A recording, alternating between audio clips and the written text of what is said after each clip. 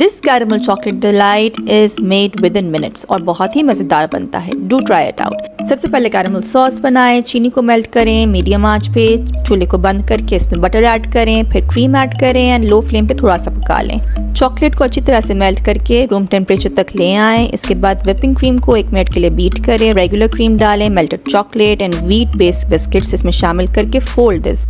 Transfer this into your dish, decorate this however you want, but don't forget to add caramel sauce over it. Refrigerate this and enjoy.